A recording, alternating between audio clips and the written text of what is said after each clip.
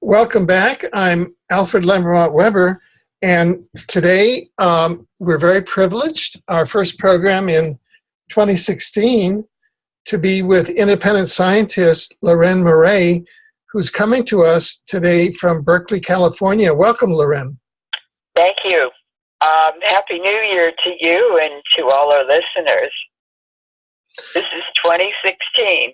Yeah, and that's, in a way, the subject of our program. We were talking, and as I understand it, what you've prepared today is an analysis of a millennial transition that the last time it occurred was 1,000 years ago, around the year 1000, and is now occurring again around the year 2000, give or take 15 years or 16 years, in the same part of the world, involving the same people. And so take us on this journey of analysis and insight.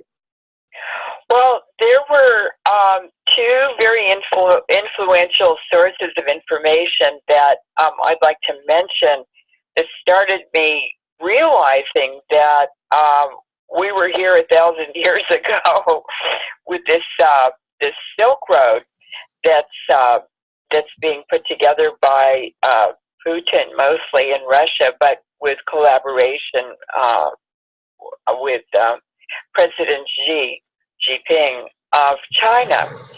And these two sources of information, one was called The Nameless War by a member of the British Parliament.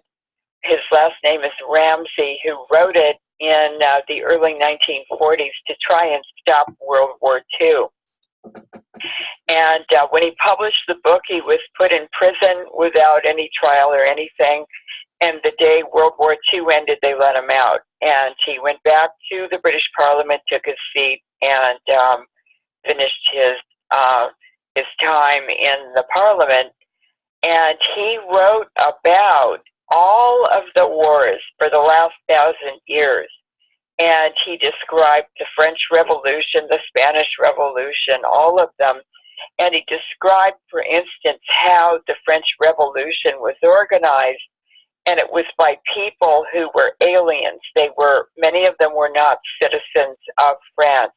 But they came in, they organized secret neighborhood meetings and so forth, and did many false flags and very dirty things to incite the French Revolution. And I see many, many parallels today to that. We've certainly had a build-up with 9/11, with these airplane crashes, with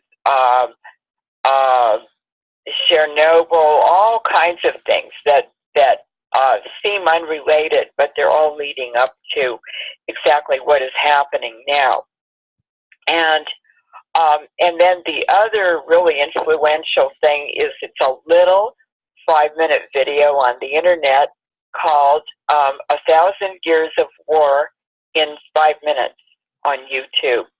And I've watched it a number of times, and it starts out in the Crimea where the Silk Road sort of terminated, and it's where the Venetian boatsmen and navigators and so forth were going there and bringing goods back from the camels' caravans to distribute in the Mediterranean and other areas, sell them.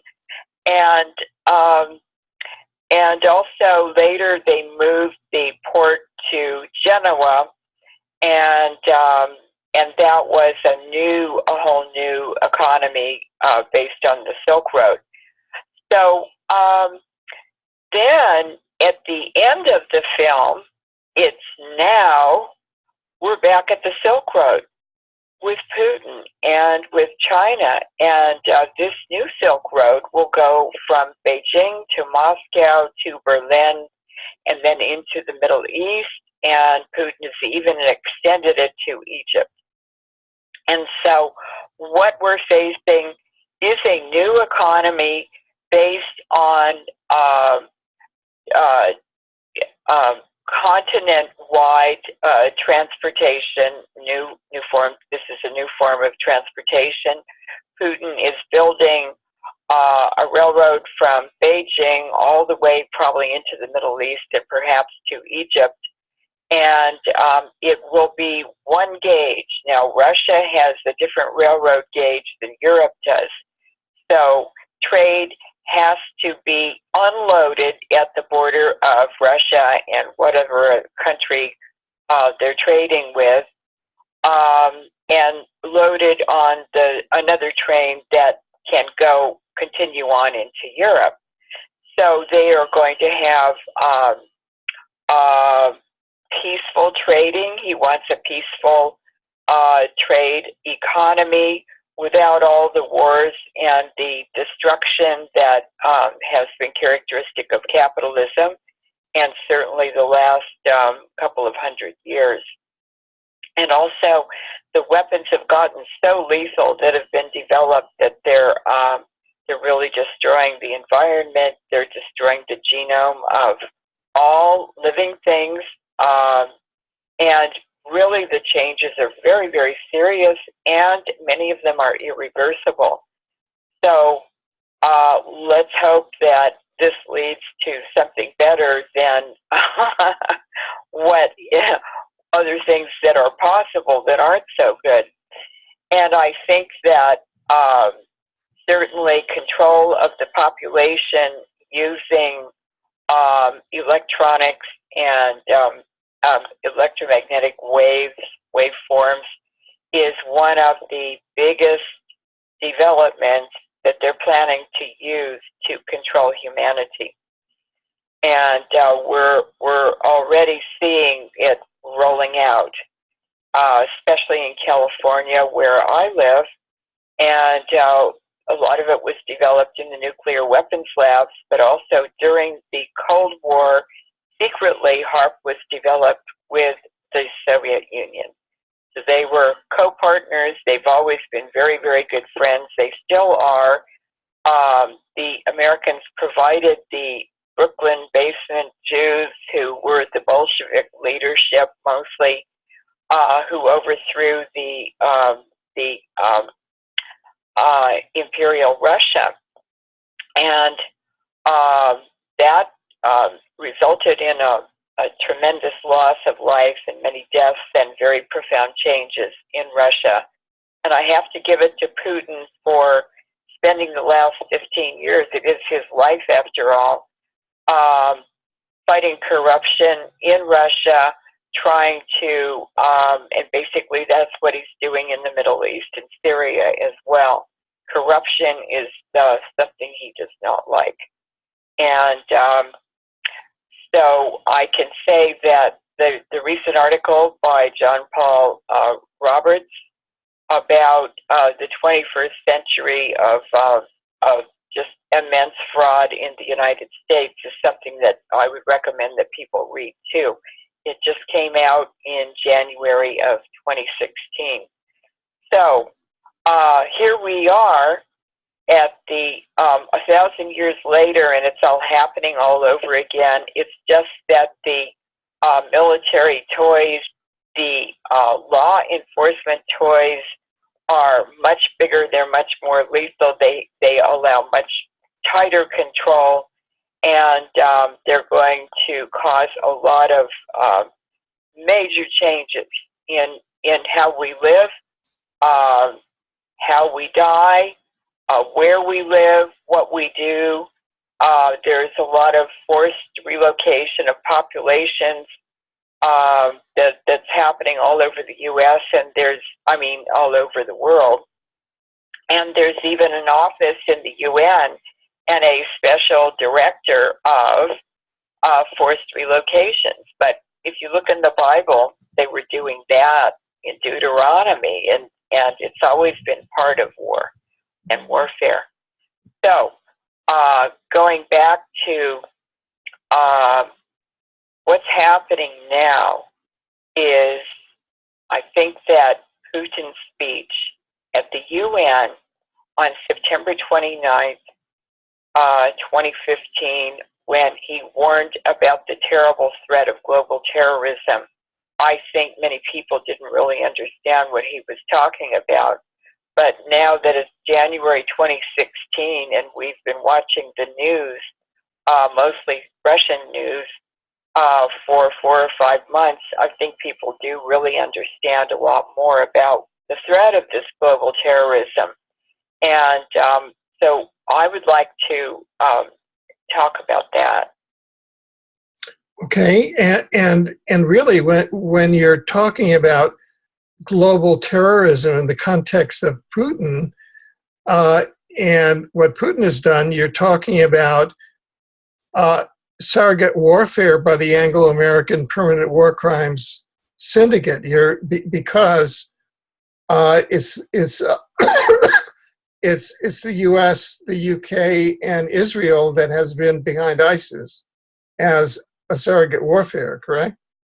Yes, and I think that what I'm going to do is call this IS, the Islamic State. Okay. Which includes ISIS, it includes Daesh, it includes ISIL, it includes a lot of other much smaller groups.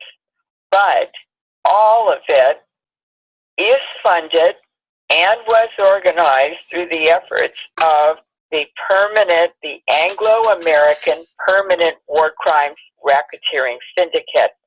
And honestly, when Putin made that speech on September 29th and started bombing the very next day, bombing the Islamic State or IS in all over Syria, I had no idea who they were or anything about them. But it turns out that there are 200,000 of these. These are basically displaced people. A lot of them are very young men. Many of them are from the Middle East, and they were oil workers and lost their jobs.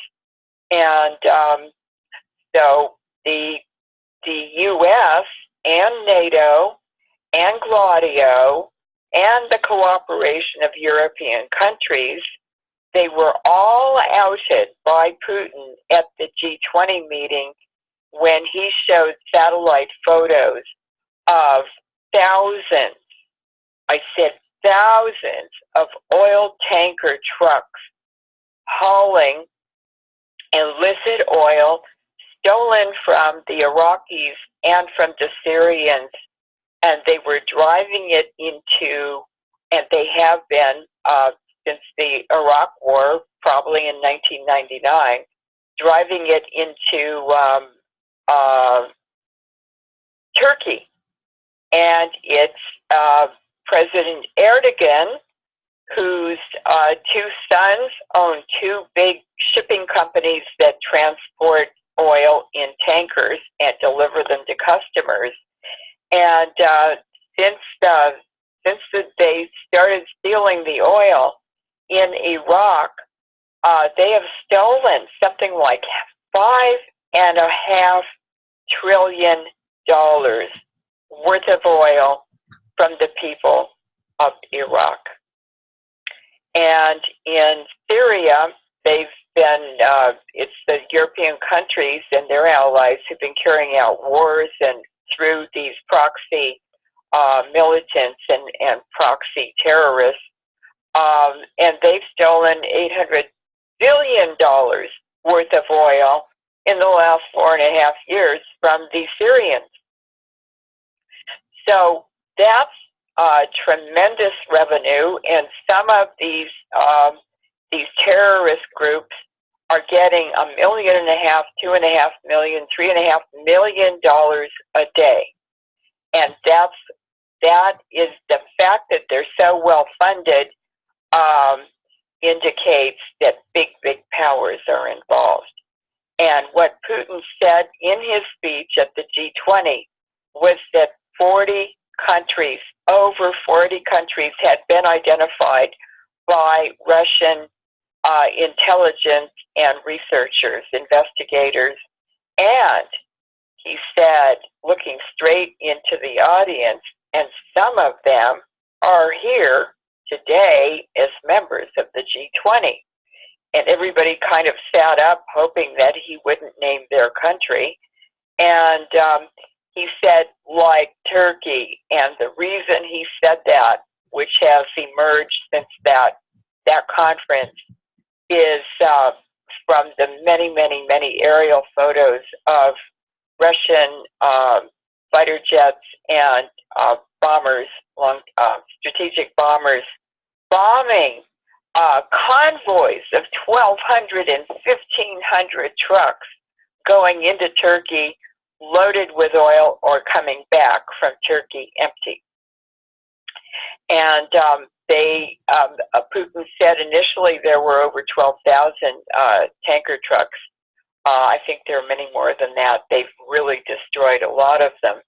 And in December of 2015, just last month, it was approximately December, the salaries of these terrorists working in Syria, in Yemen, in Iraq, has been, it's been cut. They've been cut 50% because of the impact that Putin's war on this illicit drug trade and these murderers has had that big an impact on them. So a lot of them are deserting. They're moving into other countries. They're leaving Syria and Iraq and going to Yemen, where Saudi Arabia is waging a war against the Houthis. They're Iranian tribes, ancient Iranian tribes in the southeastern corner or area of Yemen, and they have moved in and taken about a third of Yemen under their control.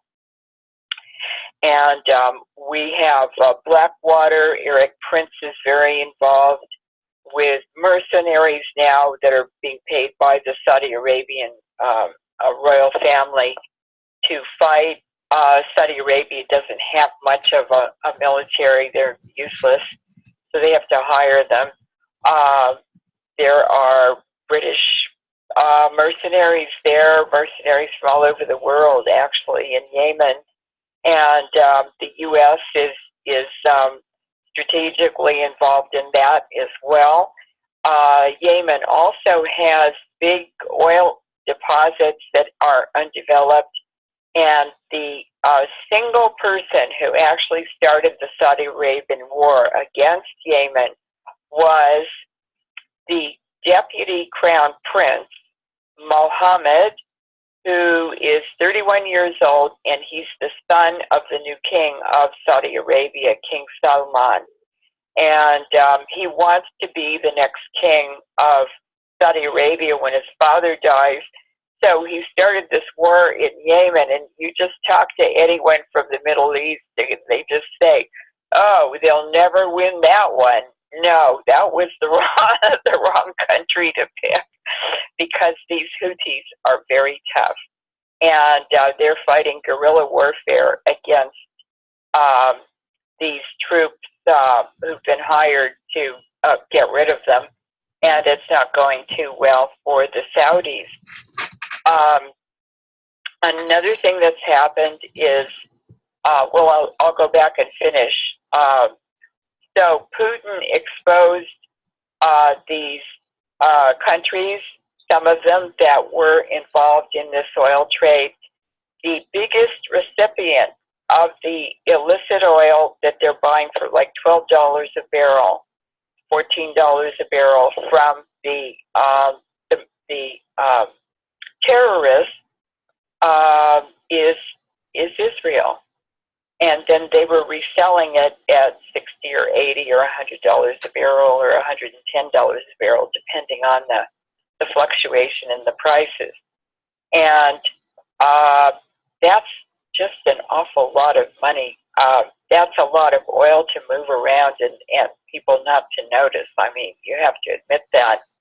And it's a tremendous, huge revenue. So a lot of people have been involved. Businessmen in Italy, governments all over Europe, it's an awful lot of people, and it's a big, big network. So that economy is being very, very, very significantly impacted by Putin. But more than anything, it's actually a major part of the U.S. military budget. The Pentagon has been using that as a major part of their budget to carry on other wars or to do whatever they're doing.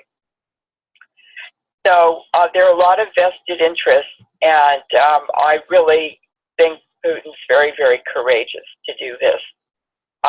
There was no one else willing to step forward and to stop the needless destruction of countries like Libya, Syria, and NATO had already moved down to the southern side of the Sahara Desert, the Sahel area, and the countries adjacent to that, and they had planned to destroy all those countries. So then you have more displaced people, and where are they going to go? And you have more refugees, and there's no end to it. And Putin just said, this has to stop. And I think it's very interesting that finally an American general, maybe a month ago, said, he admitted, he said, well, we deserve this because we crossed the red line too many times with Russia. So the Americans know what they've done. Right, right. So how does this fit in also with the refugee crisis in Europe? Well, any place there is a lot of chaos going on it's usually the fingerprint and indicator that the U.S. is involved. The U.S. does most of their fighting by creating chaos. And since you're a lawyer, I'll just relate it to lawyers. And lawyers win their cases, not because they're right, not because the law is right. They win their cases because they emotionally hijack the people in the trial, and they're able to manipulate them that way. And there's a lot of manipulation and dishonesty and cheating and lying in the courtroom. We all know that. So, if you want to win and manipulate and everything, it's not fair and square, but you can manage to get whatever you want, or some of it at least, by creating a lot of chaos. And dysfunctional families are like that. So the U.S. is going around the world creating tremendous chaos, and the refugee crisis in Europe was created and caused by the United States, by NATO, by Gladio, and it was actually came out of the RAND Corporation, which is a big think tank in Los Angeles, that I believe Colonel or General Curtis LeMay had a lot to do with that. And of course, he was Jesuit trained and from Ohio, and which is a very Jesuit state. And the RAND Corporation actually had a paper saying they were going to create refugees, large numbers of refugees, and then they were going to forcibly relocate them into Europe to destroy Europe. And I could say that Angela Merkel has behaved in a very illegal way. She's committed many criminal acts. She did what she did, opening all the doors of Europe without consulting anyone to have millions of refugees pour in from the refugee camps where they've been living for a year and a half in Turkey. So there again, Erdogan was involved in that. And the UN was feeding them, so they were in on it too. And so these refugees started pouring into Europe.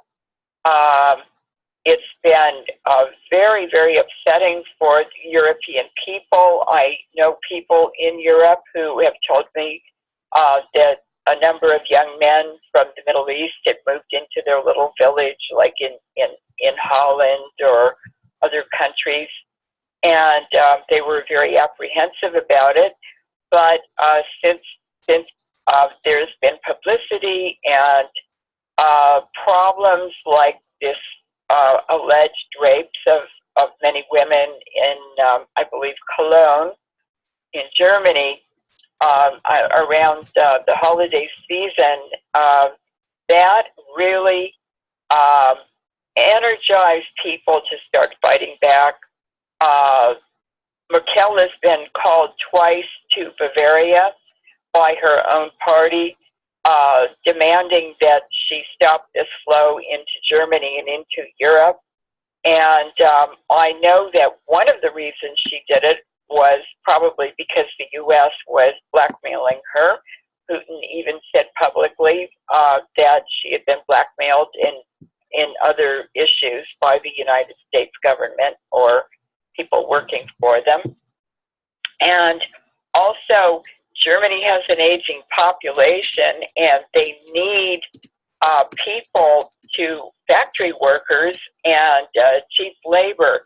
And so this was a way for her to get to bring cheap labor into Germany. But these are also, Putin warned against it. He said this is a total disaster. Russia knows what this means.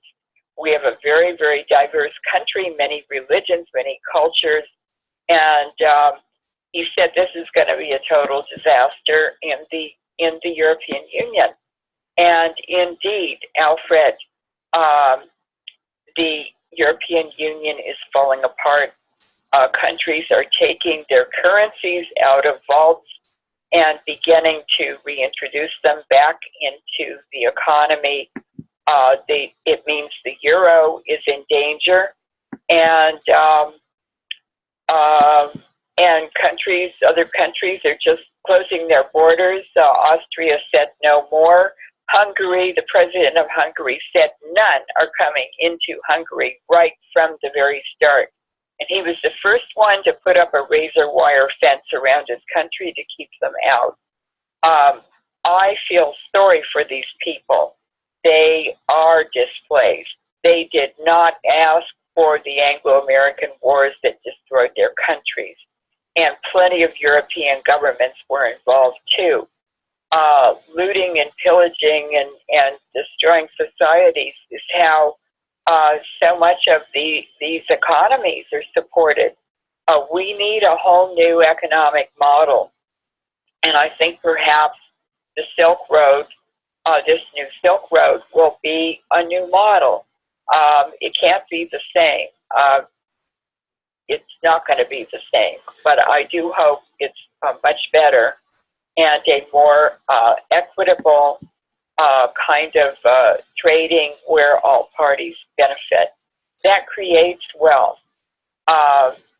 Stealing wealth, destroying, does not create money. It doesn't create wealth. It's just a way to plunder and steal it and leave a disaster behind. Yeah, just to jump in here. Yes.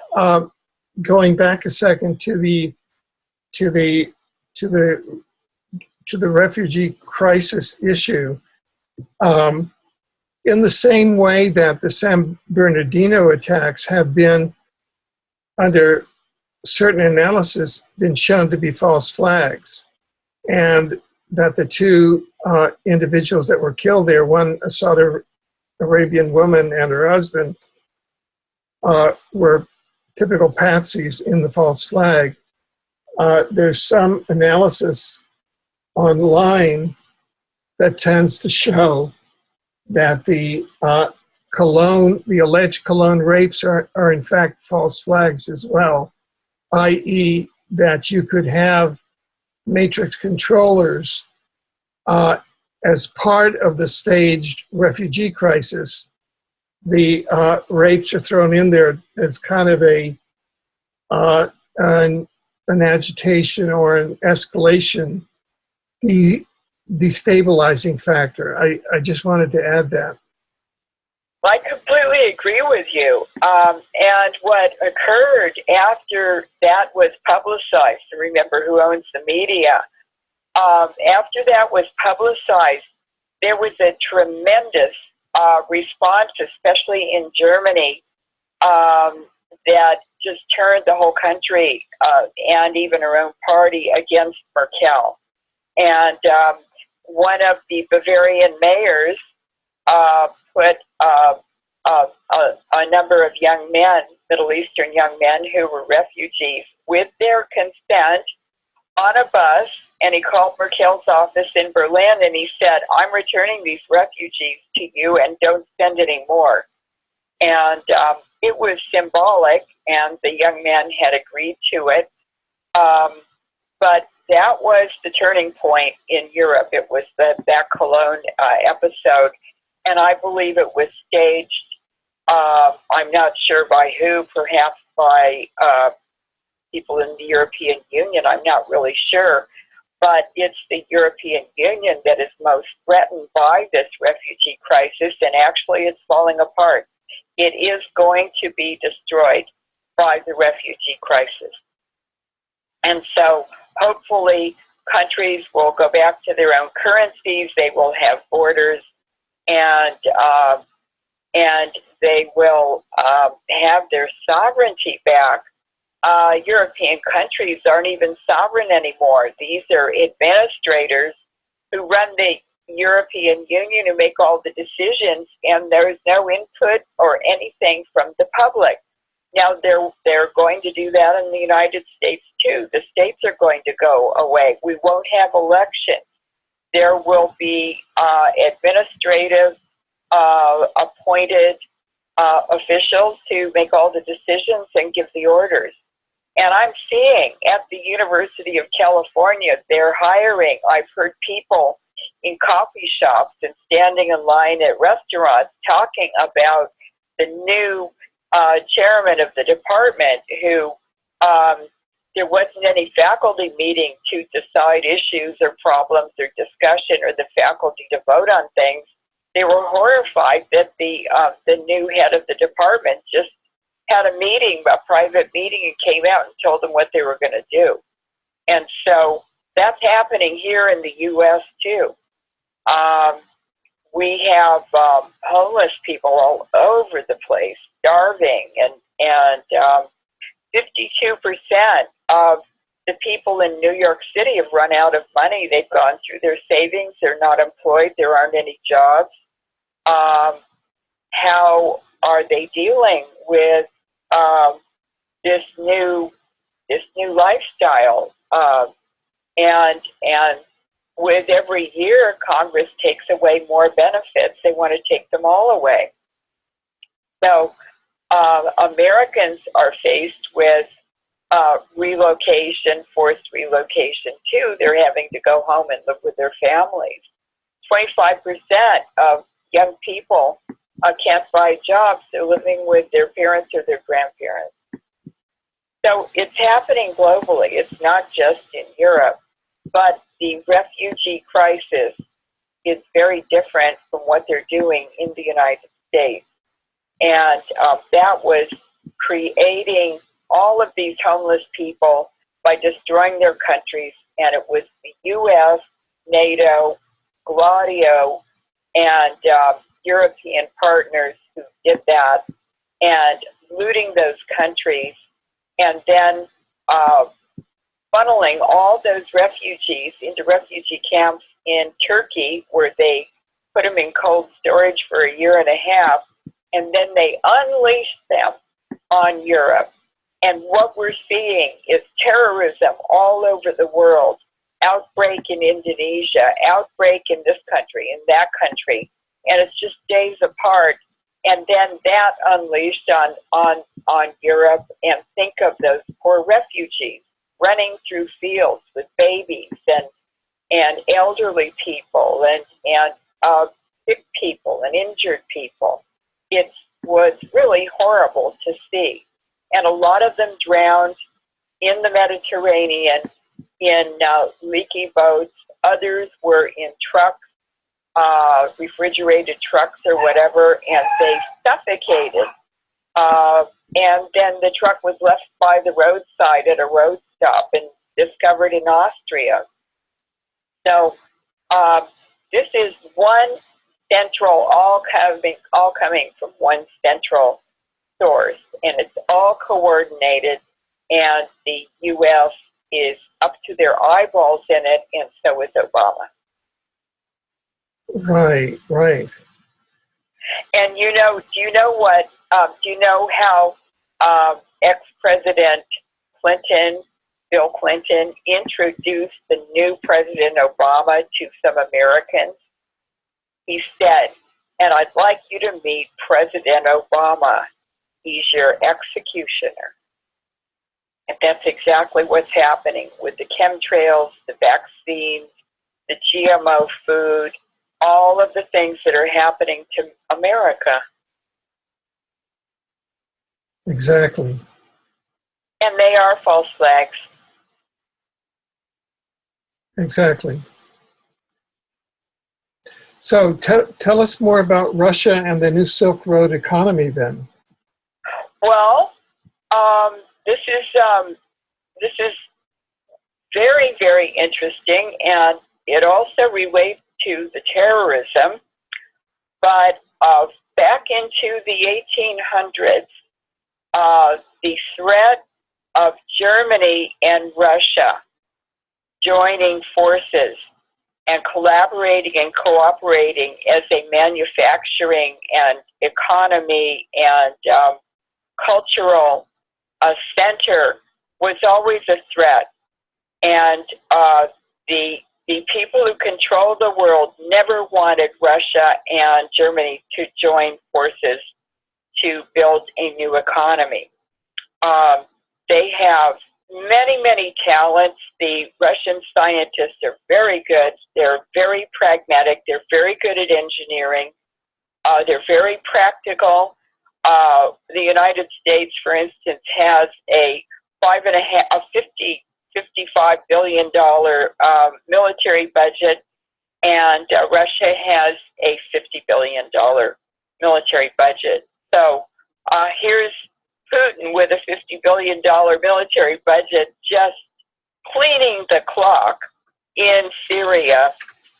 And the U.S. had, they were there too. They were not invited, so they were illegally there with warplanes and bombs and so forth. But finally, the Russians said, well, what is the U.S. doing in Syria? And of course, they knew. The U.S. had been bombing hospitals, civilian infrastructure, and killing as many more Syrians as they possibly could. And in a year and a half or 2 years of being in Syria illegally, bombing supposedly the terrorists, they hadn't even killed one. And there was a corner of the desert over on the Syrian border with Jordan where there's a whole empty area that's full of bombs that were dropped there. That's where the American planes would go and drop the bombs instead of on the terrorists. So I forgot what the question was. Well, it just to elucidate more about Russia and the New Silk economy, yes, and how all of this fits. Yes, and how this all fits. Well, what in ancient times, that Silk Road, which was very, very powerful for about 5,000 years, was basically the steppe, which is it's a climate zone from the Atlantic to the Pacific. It's the grasslands and the prairies of the United States. And so that was a super highway for people to trade on. And some of them had carts, wooden carts with wheels and horses. And they used those to transport their goods and to trade. And they went all the way from China to the Atlantic and back and forth. It was very busy. And they also had horses and that's the origin, Central Asia is, of the equestrian, the nomadic equestrian warriors. And they also had, let's see, they had horses and wagons. They had other, they had camels. They had the caravans. So Putin wants to revive that culture of peaceful trading and to improve not just Russia, but other economies. Because if you're trading with other people and you're making them richer, they're trading with you and making you richer too. And the more diversity and the more different goods you have, the more money you make. So he decided to establish a new Silk Road, and it would start in China and go through Russia. Now, he explained that the climate in Russia is so extreme, the temperatures are so extreme, that they don't have many roads in a lot of Russia. It's empty land. And this is, of course, where the nomads lived and wandered. And he said because of the climate, we cannot build a lot of road infrastructure. It's destroyed by the extreme climate, the really cold winters and then the real hot summers and all the rain and mud and everything. And so he said, so we're building a railroad, and because the railroad gauges are different in different countries, we're building one gauge for the entire railroad so that it can go anywhere it wants to go, or to go through a lot of countries from east to west. And so that is what he's doing. And he said, and in the extreme climate areas, the commerce and the economy will start along the railroad so that people can live right there where the tracks are and where the stations are and the stops are. And he said, and then as the commerce builds up and there's more money and a more robust economy, then the branching out with infrastructure, road infrastructure, will begin to occur. It'll just sort of happen on its own. And so he is opening huge areas of virgin agricultural land that have never been touched. They're just, he said, I want to grow lots of clean food. There will be no GMO. And we want to feed a lot of people, not just in Russia.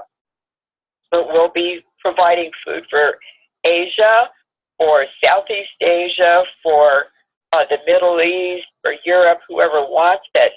And also, he is developing a very, very major competitor with the U.S. It will surpass it of military weapons and military equipment. And their equipment works better than the American equipment. It does the job with a lot fewer bells and whistles and unnecessary functions and applications and so forth. And they have planes that they're using, strategic bombers that were never in a war in the Soviet Union when they were built. And they're in this war in Syria for the very first time, and they're beautiful airplanes. They're so beautifully designed, and they're fighter jets. They're even MiGs from the 1950s and 60s that are performing just fine. And for the Syrian army, for instance, they have older MiGs that Russia gave them and older tanks, and Russia upgraded them with newer electronics that allows them to do very, very, very precision bombing, for instance, so that they have on-the-ground intelligence, and they're able to target exact headquarters where the terrorists are located. They have been bombing secret meetings they were having with multiple leaders from different terrorist groups meeting underground, and the Russians were bombing those. The strategic bombers are very valuable, and they're not being built anymore, so they fly all the way from Russia, and the European countries won't allow them to fly over their countries. They don't want to support this Syrian war. And they have to fly out into the Atlantic and then into the Mediterranean to get to Syria. They do their job. They get refueled in the air. Sometimes they refuel on the ground in Syria, and then they fly back. They do not stay overnight or on the ground very long in Syria because of the danger of being attacked or damaged. And so Russia is actually using this Syrian conflict to roll out their new weapon systems, and they're magnificent. They're really, really effective, and they're very, very good, and they do the job. And in one of the Latakia region, it's the northwestern border of Syria with Turkey. It's very mountainous. They wanted the Russian troops. The Russians, they don't have troops on the ground. The Syrian Arab army and Hezbollah and Iranian troops and also Iraqi troops are there. They wanted to take some high points, and it's very, very difficult to be coming from a lower elevation up to a higher point because you're just a sitting duck for bullets coming from the higher area, higher zone where that you're trying to take. And so in December, all of a sudden in this one very steep area, the Russians introduced their robots. And these look like small tanks. They have guns on them with barrels and everything, but there are no people involved. It's all electronic. There are locals on the ground controlling them, but there is also a big, huge military building and center in Moscow, not very far from the Kremlin, like about 5 minutes. And they have commanders there working and running and controlling the robots and the battles. So they're also helping the soldiers on the ground and in the air in Syria from Moscow. And so these robots, they just look like kind of mini tanks. They came rolling in, and the Syrian troops, the real soldiers, were some distance behind them. And when the robots got about 100 feet from the enemy, the militants started shooting at them. They thought there were people in them. And what they didn't know is the robots are connected to GPS, to satellites, and to radio control on the ground. And so each time one of the terrorists shot a gun, that robot immediately had the GPS location of that soldier or that terrorist, and it shot back and killed them all, every one of them that had shot a gun.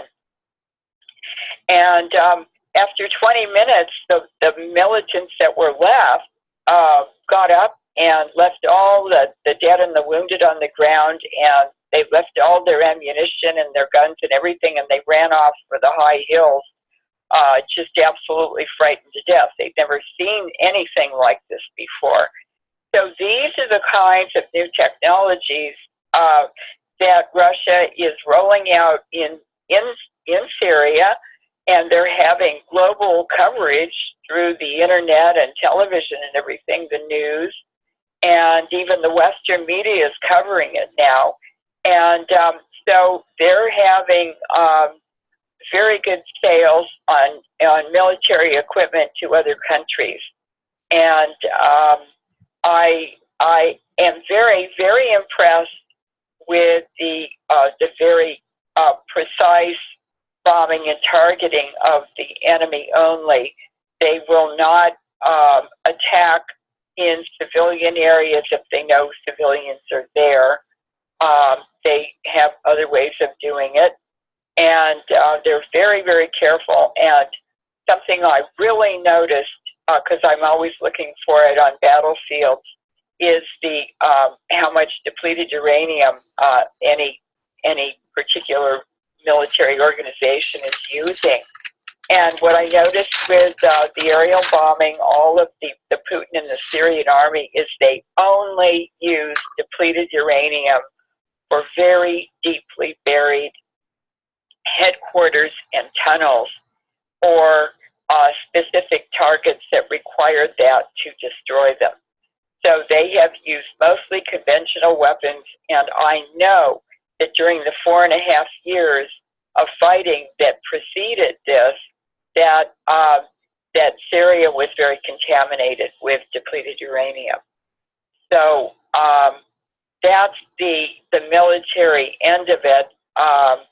And then there are other things. Putin is very, very open with the Russian people. He has regular appearances on television. He takes questions. I mean, some of his shows are 3 hours or 4 hours long. I don't know how he does it. But he explains things to the Russian people. He prepares them for what's going on. Very recently, in this week, he has had very serious talks, not only with the Russian people, but with on Russia Today, on Sputnik News, with the seriousness of the financial problem now in Russia, because oil prices have dropped from $100 a barrel maybe a couple of years ago, dropped down to 80, and that's a break-even point for American tar sands and oil shale people. They can't make a profit unless they can get at least $80 a barrel. And the oil prices dropped 2 days ago to below $27 a barrel. Right, right. So talking about oil, how does Saudi Arabia now fit into all of this? Because I know that Saudi Arabia has a different alliance from Iran, which has an alliance with Russia, and there are different factions of Islam there. And could you go into that a bit? Well, in the Middle East, some years ago, this OPEC was organized, and the Saudis are always the head of it. And it's an organization by invitation of the Saudis to participate in an oil-centric organization, which is to control the output, to control prices. This is globally, and to control the members. And I think the royal family decides everything, the prices, who will have quotas for how much, and all of that. And it's really a mafia. It's a Saudi royal family mafia. And I know that early on, once Putin started bombing Syria, all of a sudden, a lot of Middle Eastern potentates, or the emirs and the presidents and the kings, started contacting the Kremlin and going there for meetings. And one of them was the king of Saudi Arabia, and he said, "Would you help me? We have all these militants in Saudi Arabia." Well, Putin didn't say, "Well, you started them. You started this terrorism, training them in Saudi Arabia and funding them."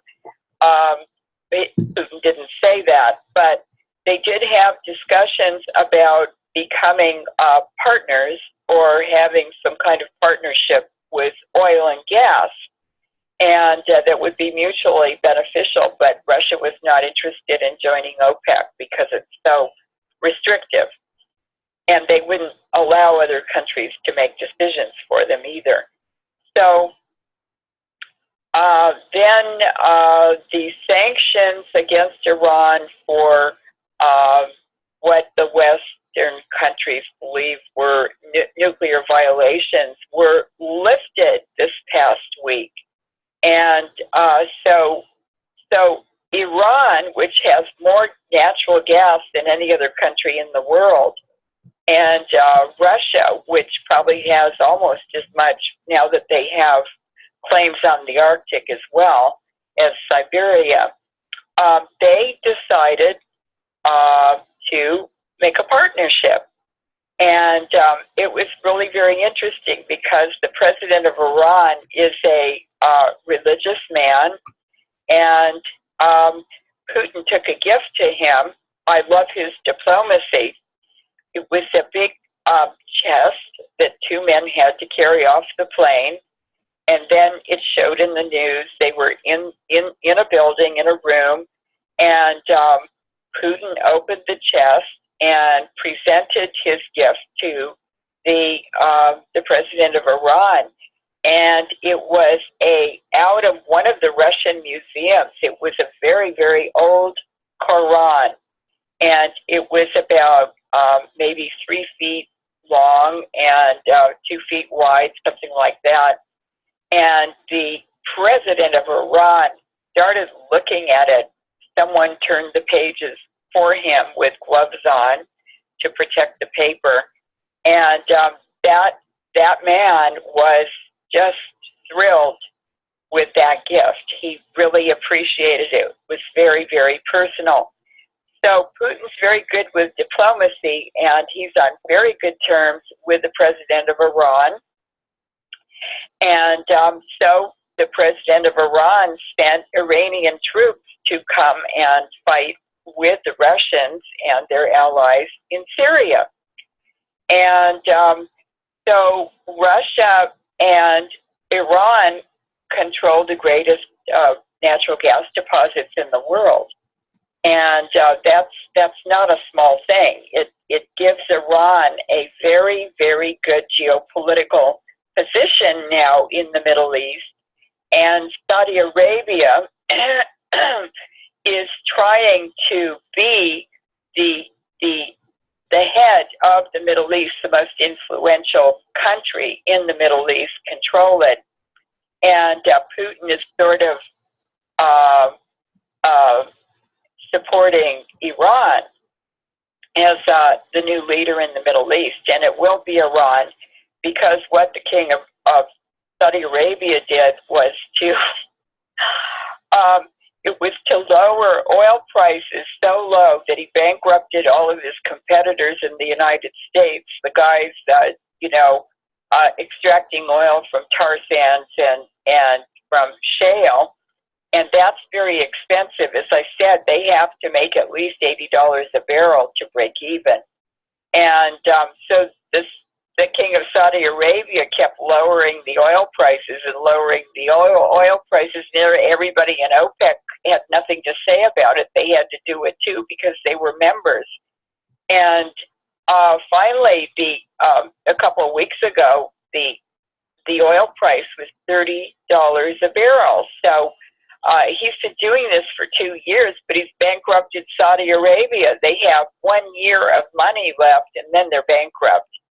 And then when Iran had the sanctions lifted this past week, then Saudi Arabia really went berserk. The king went berserk because he refused to re-invite Iran to be a member of OPEC, where he could have controlled Iran and their oil and gas output.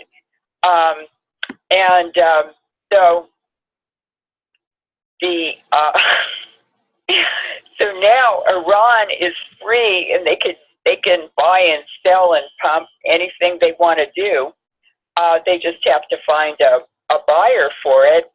And now the king of Saudi Arabia wants to wage a war against Iran. And he's just not really in financial shape or geopolitically a good position to do that. So I don't know how long the oil prices are going to be suppressed like this, but it's had a really big impact on Russia. They will be fine because Putin and the government have been very careful with the oil revenues, gas revenues for the last 6 or 8 years. And what they did was they knew that gold was underpriced by the United States. In other words, it was selling at a lower value than it really had. And the dollar was overpriced so that it was being used as or attributed with a much higher value than it actually had. And so what Putin was doing was taking his U.S. dollars, all of their gas and oil was paid in the dollar. That's the global currency until now. And then he bought gold that was undervalued with dollars that were overvalued. So he bought 40 tons of gold for Russia in just a few years, 5 years. And so the ruble is actually backed by gold in Russia. The dollar is not backed by anything but Fort Knox, which is empty because all that gold that we had was stolen a long time ago. And it's the reason that countries like Germany, who deposited gold in American banks, J.P. Morgan, Chase, and the others, they have not been able to get their gold back because that left the country too, and the U.S. the banks had no gold to pay back to refund these countries that had put their gold in American banks for safekeeping. Did you know that? Right. Well, they have some of the Ukrainian gold now. That's a terrible story, and I know that Putin, once the Ukraine somehow comes under Russian control, and it has to, it may be a federation like Russia of independent oblasts. Those are the provinces or the states in the Ukraine. But that gold was worth more than $1 trillion, trillions of dollars, because what the prime minister, who Yatsenyuk, who was a Goldman Sachs banker, international banker, what he did was within a couple of days of being sworn in the CIA coup a year and a half ago, almost 2 years ago in the Ukraine, he got on a plane and he flew 40 tons of Scythian, ancient Scythian gold, the most beautiful gold work you've ever seen in your life, that was taken from buried tombs and so forth. It was thousands of years of archaeological gold that had been recovered in the Ukraine and belonged to the people. And Yatsenyuk traded it with J.P. Morgan Chase for a guarantee that the IMF, International Monetary Fund, would loan money to the Ukraine. So he didn't even trade it for money, just a guarantee that money would be loaned to the Ukraine. And so that was flown to New York City. It went straight into the basement of the J.P. Morgan Chase main bank in New York City. And I have a picture the very next day of Yatsenyuk in Obama's executive office, and they have the biggest smiles on their faces, and they're yucking with each other and shaking hands and slapping each other's backs, and that was the big gold heist. And then a collection was also in the museum in Crimea, which at the time it was borrowed by the Dutch for an exhibit in Holland, was part of the Ukraine. And so when the exhibit was over, the Crimea, which had gone through a referendum and became independent of Ukraine and joined Russia, the museum requested that their gold be returned, and the Dutch said, well, it doesn't belong to you. We don't know who it belongs to, so we're not giving it back at all. Right, right. Well, tell us now, if we go back to the beginning of the program, you said that we're in a millennial transition now. Yes. So taking all of these recent developments that you just updated us on, could you go back then to, 1070 and those times of the Crusades and go through all of this time and kind of paint the picture for us of what is the millennial transition that we went through then and what is the transition that we're going through now? Kind of paint the picture for us. Show us that parallel. Well, the Holy Roman Empire was a construct of basically the Italians, and the Italians are all Iranians, ancient bloodline Iranians. So that was built on the base of the Roman Empire, which was Iranians, and when the European city-states and countries began to form regions, and this was the unification of Europe was carried out, for instance, by Charlemagne in the 700s. And Charlemagne unified France, and every king since Charlemagne, who was a Holy Roman Emperor, every king of France had to be descended from Charlemagne.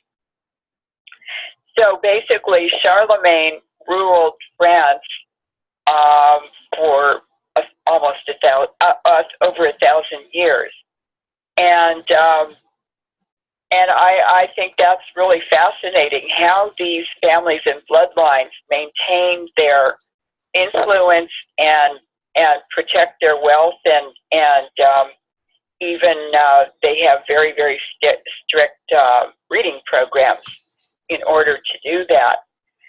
So at that time, at the time of the Crusades, Europe was not very well developed, and they were not very well organized. And in 1066, the Duke of Normandy, William the Conqueror, took soldiers and crossed the English Channel and conquered the British Isles. And he, of course, hired mercenaries and paid them with lands in Ireland and in England for their loyalty and help in conquering the British Isles. Now, just a few years later, 1066 is pretty close to like 1074 when the Crusades started. I think it was around 1074. So there was a group of Europeans in the northern part of Europe who said, let's go to the Middle East. The Silk Road is in decline. We will capture it and revive it and redirect the flow of goods and money and everything into Northern Europe. And so the Crusades were designed on a fraud, another false flag, as the cover story was to go and save the holy relics of Christianity, which were in Jerusalem and the Middle East. And so the Crusades were organized, and these groups of a lot of them were soldiers, had to go in groups and travel all the way to the Middle East. And at that time, there was no way to have credit, or you couldn't carry a lot of money with you because there were robbers everywhere and highwaymen who killed and attacked traveling groups of people.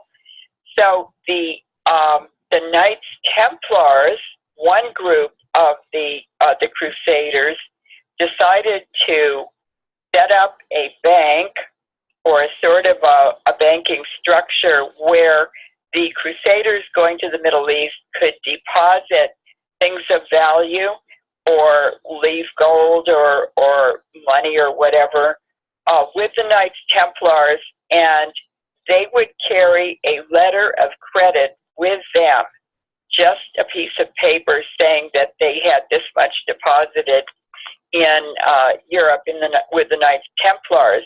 And when they got to Jerusalem, they went to the Knights Templars there with this letter of credit, and they were allowed to take as much money out of the Knights Templars organization there as they had deposited in Europe. So this was the beginning of banking in Europe and transferring money. And they wanted to capture the Silk Road, and they had all these big battles with Turks and Iranians and all kinds of tribes and so forth in the Middle East. And after about 200 years, it fell apart, and the Crusades were over. But they took a lot of people called the Morets, or Middle Eastern people, back to Europe. And they were very advanced in banking and architecture, science, medicine, stonemasons, all kinds of stuff. And the Knights Templars and so forth took them back to Europe to build the European infrastructure, and they did. And there are little villages all over Europe. The village says Moret. I saw it in Friuli in the northern part of Italy, north of Venice, the little village of Moret. And I saw another one outside of Fontainebleau in Paris. And then there's Moret-sur-Loing in France. And there's the village of Moret, Martigny in Switzerland. And these Knights Templars also, with the Morets, went to Switzerland, and they set up banking there where the Knights Templars or other Crusaders could hide their money so that the king of the country they were from could not steal it from them. So you see, Switzerland was set up for secret banking from the very beginning. And so that the Crusades didn't really pan out very well, but they did bring all this new knowledge and these very advanced skills back to Europe from the Middle East, and that did tremendous things for the Europeans. It brought them out of the Bronze Age when other countries had already been world civilizations. So there's really a very, very interesting history that pertains to what's happening today. And it's these very same people that the Crusaders engaged with in the Middle East who are very wealthy from oil and gas deposits and other things that they're doing. And this Silk Road that's being built and developing now is going to bring tremendous wealth to all of Eurasia, and it will affect other parts of the world too. And I think that we're in a huge transition. The Silk Roads 1,000 years ago and the Silk Road today that's underway, under construction, are for commerce, for making money, for exchanging ideas, for learning new technologies and sharing information with people who think differently. So it will be a very, very interesting time. Very, very powerful ideas will come out of it, and major changes are already happening in this transition. We're going into much more into waveforms and electronics and transmissions through antennas and other methods of transmitting waves. That has never happened before, but of course the danger with putting international global Wi-Fi up in drones high up in the atmosphere is you want to ask, why do you want to Wi-Fi the whole planet? Well, that sure sounds like a really good opportunity to practice mind control and actually enslave humanity, and there is a real danger of that. And who wants to do that? Well, that would be a certain special interests like the Jesuits, and they have a science institute in the Vatican, which I believe the template for nuclear weapons, the atomic bomb, came out of that. I also believe that the concept for HARP came from that institute in the Vatican. And these all seem to be coming from some central source, and then they are rolled out or carried out in a very systematic and a very smooth way. I know that computers are involved, artificial intelligence is certainly involved. Secret hidden interests, such as these ancient Iranian bloodlines that are still around and running the world, are involved. The Jesuits are definitely involved. Ancient bloodlines, families around the world who have intermarried and had breeding programs are all involved. And corporations, governments, there are a lot of vested interests in what's happening.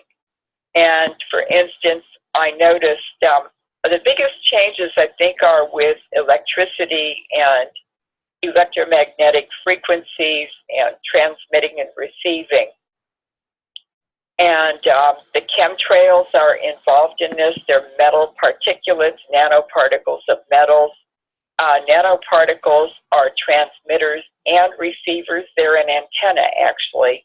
And when they get into your body, they can redesign the chromosomes. They can change cell function. They can change DNA.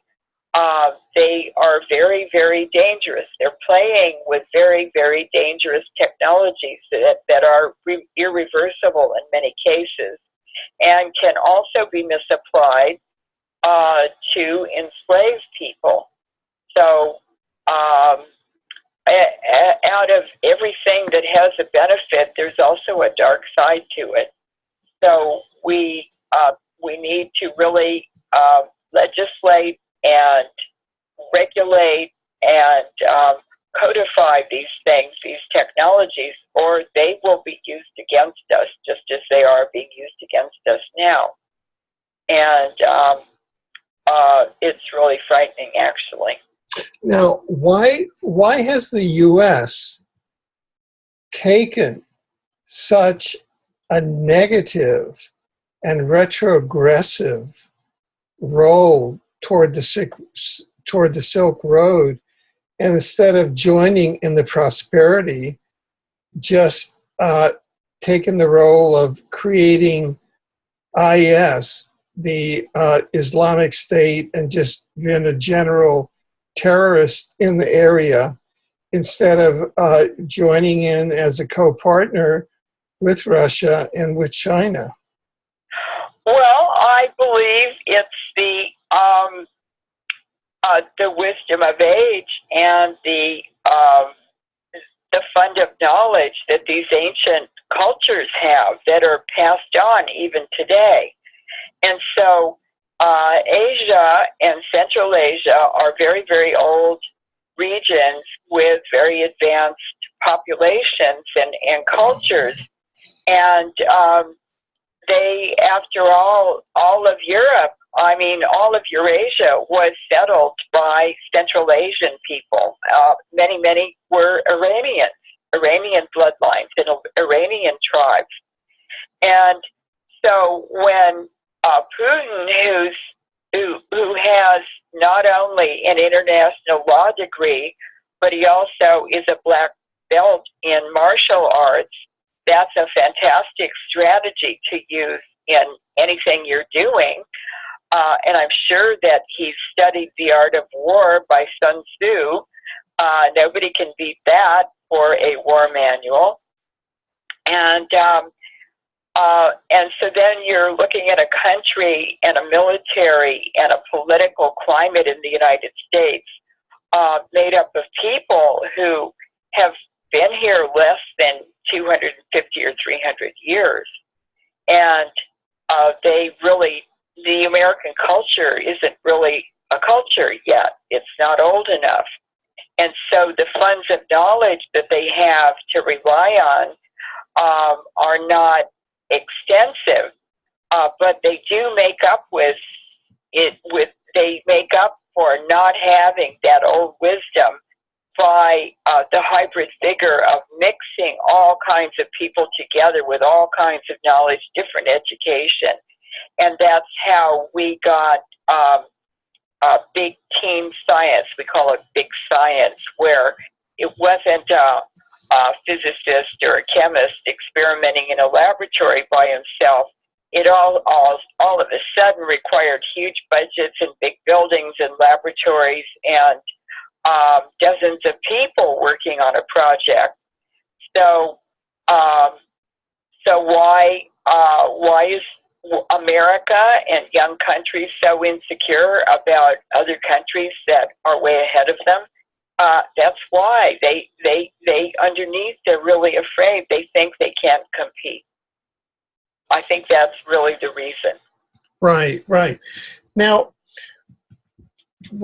so if we're in a millennial transition, that implies that something can be done about it. I mean, it doesn't mean that you're fated, or is the U.S. fated to kind of go into decline, or can the U.S. do something about it? The U.S. can be influenced, and I've seen Putin and his foreign minister, Lavrov, having tremendous influence over the U.S. when I thought it was hopeless. And it's because of their ancient wisdom and the funds of knowledge they have access to and they can utilize, and because they're from a different culture.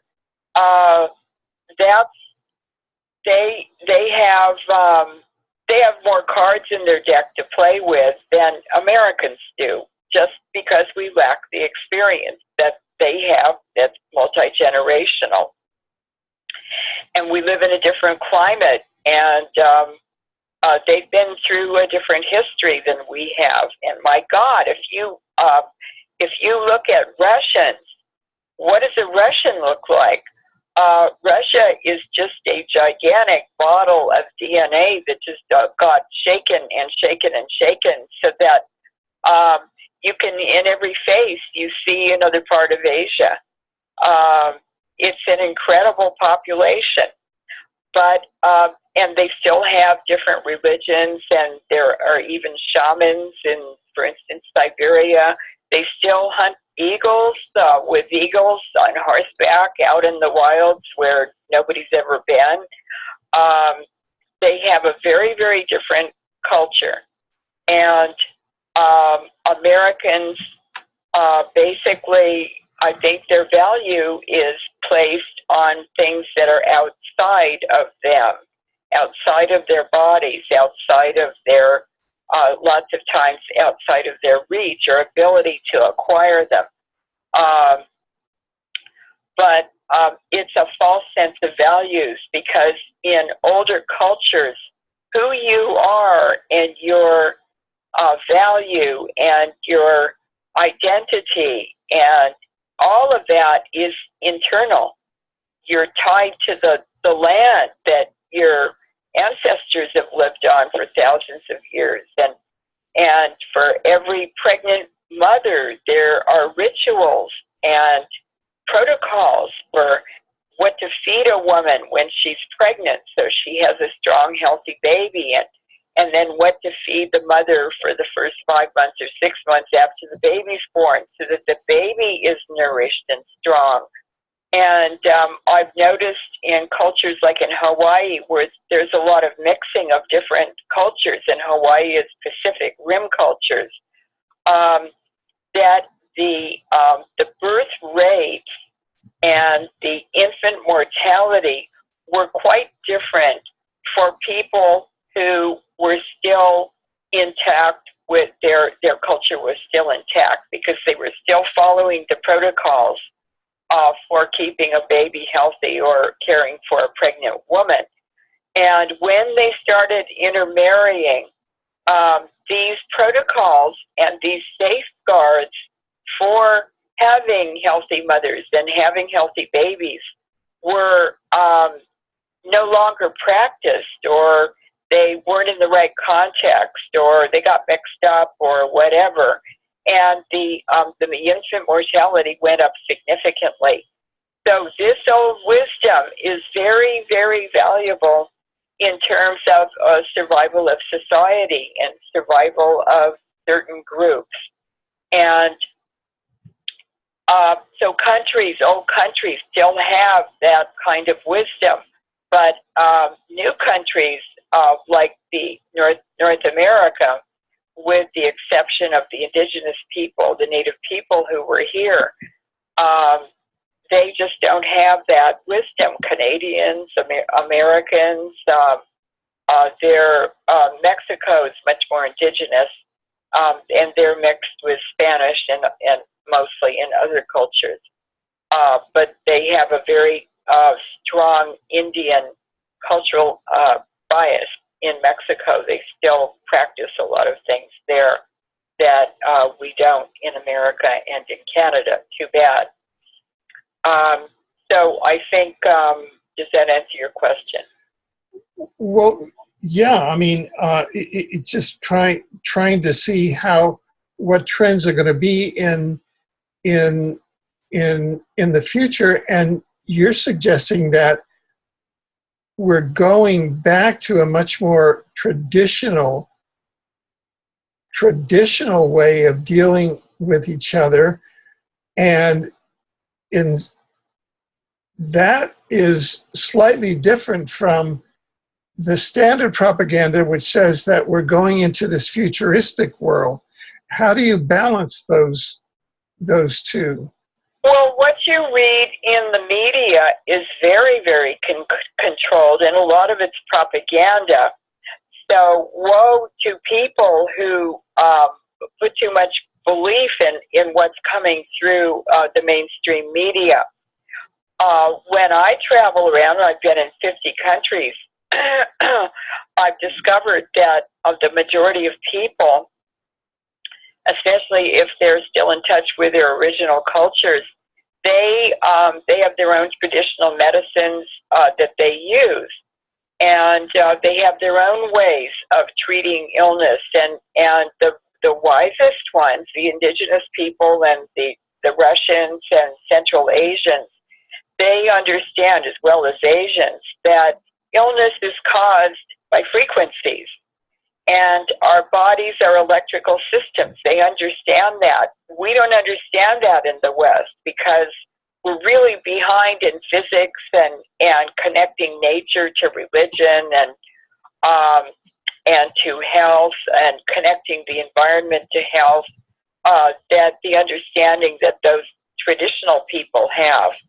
And I've met an awful lot of people who are turning away from Western medicine, and they are seeking remedies to illnesses and methods of healing related to, for instance, essential oils or certain foods. certainly avoiding GMO, genetically modified food, is very important.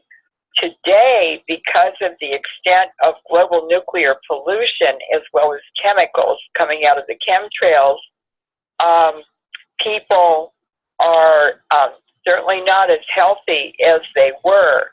And some of the chemicals and the radiation disturb metabolism, the endocrine system that coordinates and organizes all the body functions and sends messenger molecules to all of the parts of the body to tell which part to do what when, so that it's a syncopated dance and makes life possible.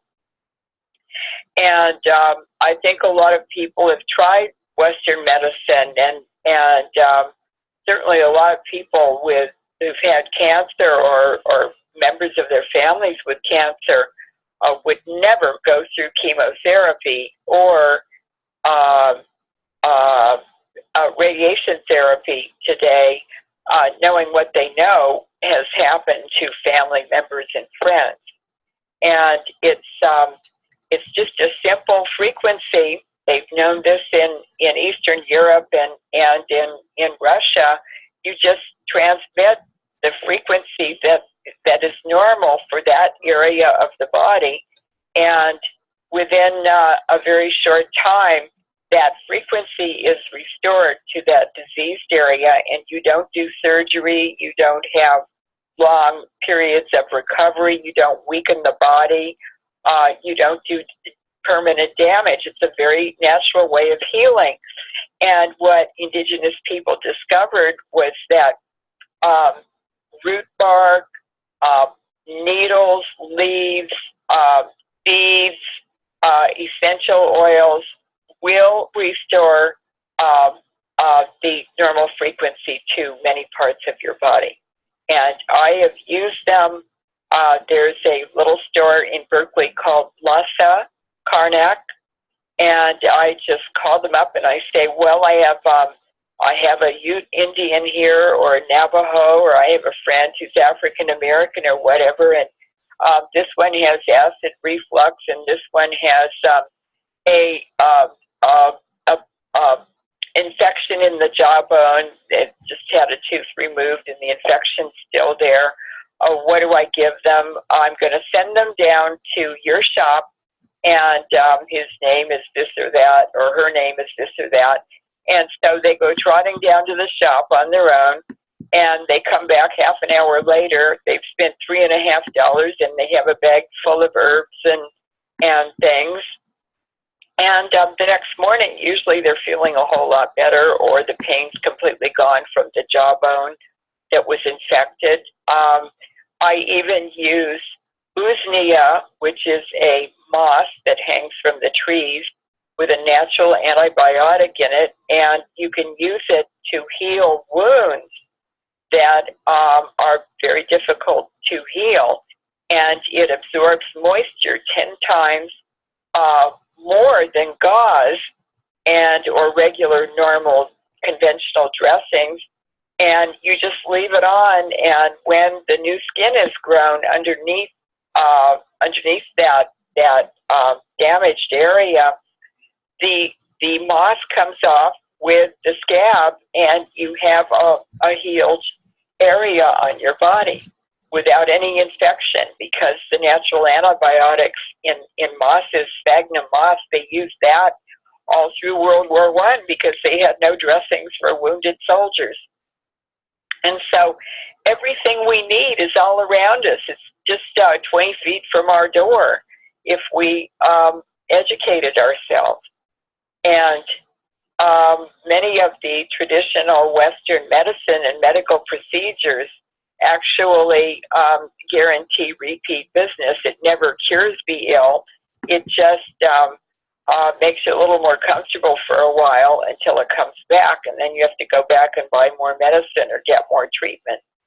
So, I mean, you can even treat cancer with it, with certain protocols, but it's a protocol, and you have to have experienced people who know what they're doing. It's too dangerous to experiment on your own or take recommendations from people who don't really know what they're talking about. So traditional healers, Chinese healers and doctors, they will see a patient, they look at their energy regime. They could tell by the smells or by the color of the eyes or by what the person tells them or a combination of all of that. And they, on a big piece of paper, they just write out a prescription, and you take it to the Chinese medicine shop, and there's a little man with 500 drawers of nuts and seeds and root bark and all kinds of stuff, and he looks at that prescription by the Chinese doctor, and pretty soon he's got a whole bunch of paper, a whole bunch of seeds and stems and root bark and all kinds of stuff, and that's the medicine. Right, right. People go home and they're healed. Well, you know, we're coming to the end of this segment, but I'd like to mention one thing and then get your final thoughts on it, and perhaps some thoughts for our audience. It seems to me in this first program of 2016 that the Leuren Moret that I'm hearing is a lot more optimistic than the Leuren Moret that I'm used to hearing. And I'd like to read something that you wrote in an outline that I'll be sharing in the article that will accompany this interview. You write, "This new 21st century millennium we are in comes with the promise of a new and vibrant Atlantic to Pacific Silk Road economy that is cooperative, peaceful, and trading with benefit to all sides. It is certainly more sustainable than the predatory capitalism that has dominated and destroyed many countries around the world." So is it true that there's a new and better Leuren Moret now in 2016 that is seeing things more optimistic, and that there is a millennial transformation underway? There is definitely a millennial transformation underway. There's no doubt about that. But what I'm seeing, and this change, is from observing since September 30th what is happening in Syria and understanding the geopolitics of the Middle East and the geopolitics of President Putin. And when I saw him in Syria using weaponry that targets the terrorists, and he protected the civilians very, very rigorously. And then, of course, using depleted uranium only a few times on very specific targets. I do have hope. And, you know, you and I have worked on many topics since the year 2000. I've learned a lot because of you. I've learned all kinds of things that I never even dreamed I would be interested in. And I'm so excited now about what's happening and what I'm learning. It's not all bad. Change is always frightening, but change, the kanji or the Chinese character for disaster, which many people are seeing around us, is also the same character for opportunity. So you have to break down the old in order to bring in the new. And destruction is not always bad. It can be very good. But people need to be prepared, and they need to understand what to focus on so that they're not lost and all their energies dissipated in wild goose chases or panic reactions. And so I understood that a war could be fought with some rules. And Putin is very, very strict about personal responsibility. He's very, very strict about international law and he's also very big on sovereignty. And, we tried very hard to stop HARP as a weapon system. And you tried for 20 years before I even knew about it. And we've tried to educate the public on other topics as well. And what made me really happy this week is that I'm not sure if it was a law. I think it was a law that Putin submitted for the United Nations Security Council to consider being made international law, and that was to limit the space weapon. And it passed. Good. So you see, when we have good leadership, good things can happen. Very good. When we have the fraud and the corruption and the extent of it that Putin was dealing with when he became president of Russia, and when you look at the fraud and corruption in the United States now, as Paul Craig Roberts pointed out in his recent article, the U.S. is deliberately being destroyed. It's being undermined from within. The enemy is within. It's not external. Putin's enemy was within. It was not external. So we have to know who the enemy is. And one of the biggest enemies today is the Western media. Right. Because it's not informing people. The world turns on information. And so the listeners who have been interested in our information, and the fans that we have who really appreciate it and understand they're being educated. We're not entertaining them, we're educating them. And they begin to feel empowered because all of a sudden they're learning things from us that allow them to integrate the data that they have that they could never make sense out of. You have to have a framework or a big picture to understand what's really happening. And so by talking today and by presenting the present history being made and what's going to happen in the future, I wanted to present it in the context of the last 1,000 years when the very same thing was happening. The difference is, well, the similarity is that both of these Silk Roads are being set up for commerce and for geopolitics and things like that.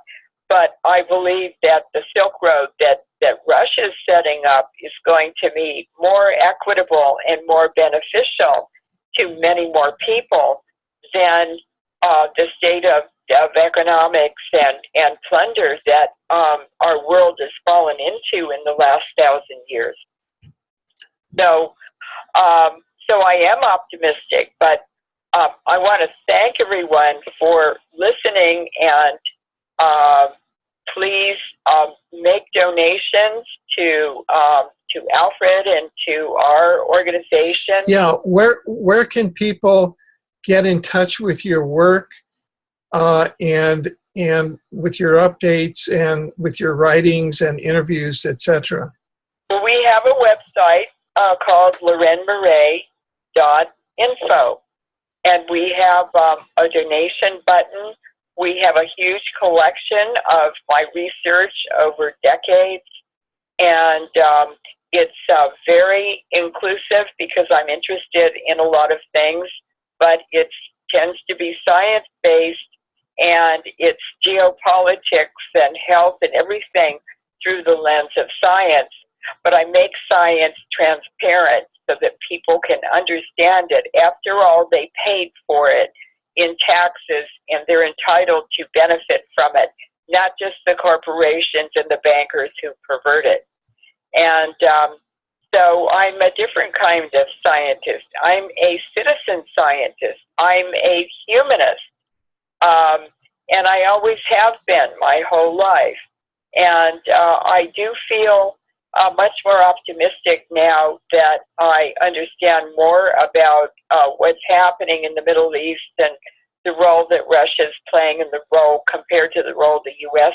and other European countries are playing. So there are many, many, many very rich funds of knowledge all over the world, and all that knowledge is free. So make friends with people of different cultures, build communities, and save our libraries and save books because they're burning books now. People don't even donate them anywhere. They just go off to the somewhere to be burned. And I think that's terrible, to burn the libraries. That happened in Alexandria. It's happened over and over again. And the people who end up with those books and that knowledge, the ones that they want, or the knowledge they're interested in, are these ancient Iranians. And I'll bet you the Library of Alexandria is in the basement of the Vatican. Many, many, many of the popes, the Catholic popes, were Iranians. Very good. Well, we certainly want to thank you for taking out time today to be with us and for your preparation of today's program.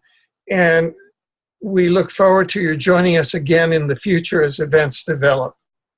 Yes, well, this is really, really a very exciting time. I want to thank you, Alfred, because I never would have realized this without all of the interviews and the information that we've presented to the public.